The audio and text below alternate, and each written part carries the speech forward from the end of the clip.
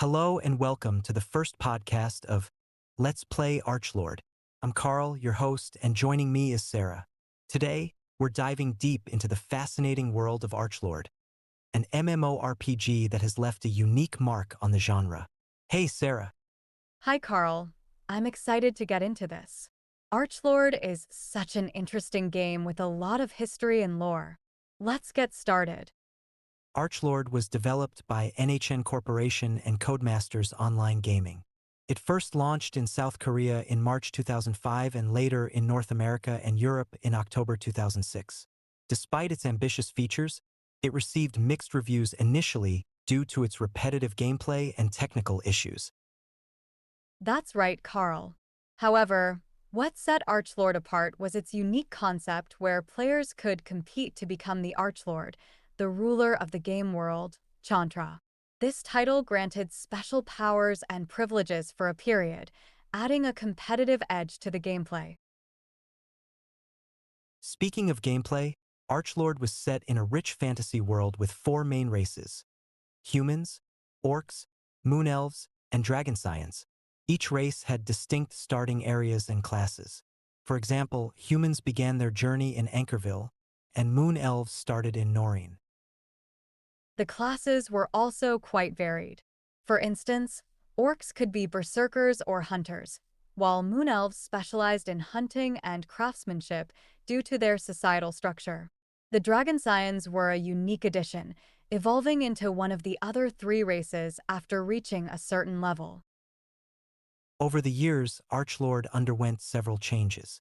Codemasters handled the game until 2009 when the license was not renewed, leading to the transition of the game to Webzen, a Korean publisher. This shift marked a significant change in how the game was managed and updated.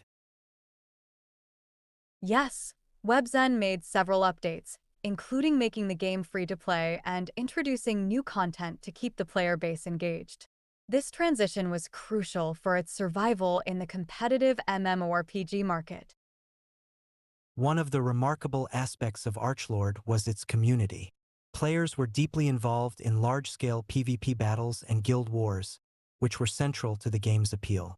Events like the Siege War and the Final Battle held regularly were major highlights. Absolutely. These events allowed players to strategize and compete on a large scale. The game's arena and ranking systems also added layers of competitiveness and engagement. Beyond the game itself, Archlord inspired other media as well. There were comics and references in various gaming cultures, highlighting its impact despite the mixed reviews at launch. It's also worth mentioning that while Archlord eventually shut down, it left behind a legacy. Fans and developers created private servers to keep the game alive, showcasing its lasting appeal. Speaking of which, there are still some private servers running for Archlord enthusiasts. Sites like Arconia continue to support the game, offering a place for fans to relive the experience with enhanced rates and community events. That's right.